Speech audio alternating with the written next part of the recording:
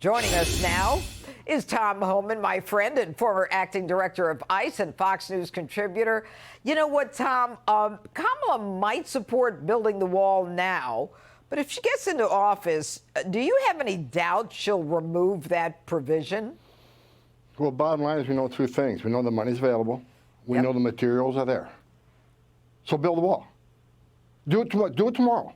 The contracts are in place. We're spending millions of dollars for these contracts not to build a wall. So simply make a command decision tomorrow, start the contracts, you got the materials, you got the money, do it. But she's not going to do it. Look, she doesn't support the border wall. We all know this. What she's proven to me and hopefully to many Americans, she has absolutely zero integrity. Because she's flip-flopping on everything. Well, you know what's interesting is that she previously said the wall was un-American, that it was a medieval vanity project, and it was a complete waste of taxpayers' money.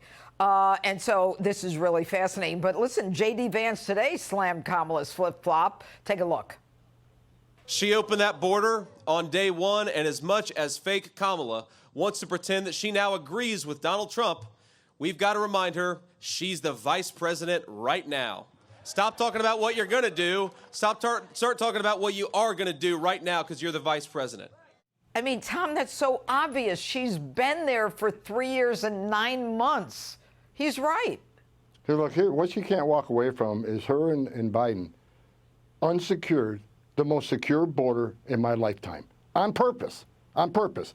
She can't run away from that. She can't run away from that. She slandered the men in the Horse Patrol, claiming they were racist for whipping people. She can't run away from calling ICE the KKK.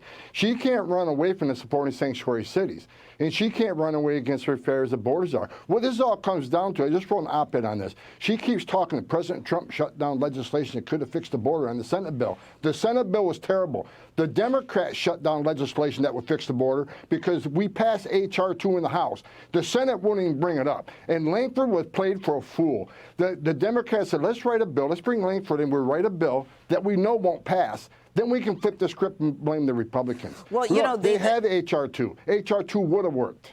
You're right. You're so right, Tom. And the amazing part of it is they say, well, we can close the border if 5,000 come through. First of all, how do you count 5,000? How many points of entries there are on the southern border? Do they call every hour and say, we got 1,500 here, you got 1,200, I got 800, you got 600, got to 5. Let's see if we can get the It's ridiculous. But the Biden-Harris administration, again, Tom, and I'm so glad you're on tonight because I'm dying to get your answer. They again blocked a FOIA request by Fox News to, quote, reveal the nationalities of the people on the FBI terror watch list arrested at the border by the Border Patrol. Get this. They cited the privacy interests of those who were encountered and argued that it could expose law enforcement to vulnerabilities and tip off the terrorists. I could say your thoughts, but I'd rather say, give me a break. But what are your thoughts, Tom? Look, I've been a federal law enforcement officer since 1984. I did this job for 3.5 decades. You know a lot about this, too. Yeah. There is no vulnerability of law enforcement sensitive information or privacy. There's a vulnerability, and that's a political vulnerability. Because they release that information, it's going to say exactly what the Biden-Harris team did to create the most vulnerable national security issue this country has faced, with the southern border wide open. 181 different countries, citizens from 180 different countries have been arrested. Many of them are sponsors of terror. We arrested over 380 people on the terrorist watch list. We got 2 million gotaways. How many of them came from the company sponsoring terror? And if anybody doubts this, they just arrested 8, last month in New York, Philadelphia, and L.A. that were planning a Russian-type terrorist attack. We know they're here. Tom, the thing is, just tell us what country they're from. All of a sudden, illegals who are terrorists and stopped are considered to have more privacy rights than the American people? Well, who's making this stuff up? Well, anyway, let me ask you this. If there were a Biden-Harris administration, what is the thing that you worry about most? That the border is going to get worse. Look, you know who wants Harris to be president? The criminal cartels in Mexico. You know who wants Harris to be president? The terrorist organization all around the world who's using our open southwest border as an entry point. You know who wants Harris to be president? The country of Mexico. Because the gravy train will continue. They'll continue being paid off by the criminal cartels who operate freely in Mexico. They'll keep getting their $62 billion a year remittance payments from illegal aliens sending money down to Mexico. They are scared to death of a Trump presidency because he will secure the border. Yep. He will shut this down. Mexico's gravy train's over, and he will wipe the cartels off the face of the earth. Like he did the ISIS and the Caliphate.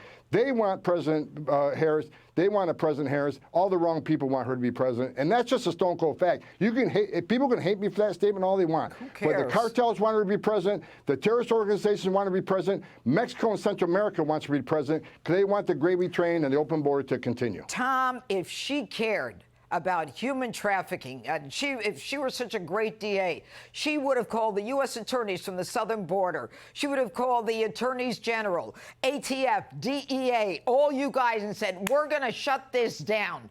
But instead, she puts up an ad about a case that the cops who were involved in the case say she just showed up for the press. Tom, it's an embarrassment, her claiming she's a real prosecutor on border crime. Anyway, Tom, that's my opinion last. Thanks for joining us. Hey, Sean Hannity here. Hey, click here to subscribe to Fox News YouTube page and catch our hottest interviews and most compelling analysis. You will not get it anywhere else.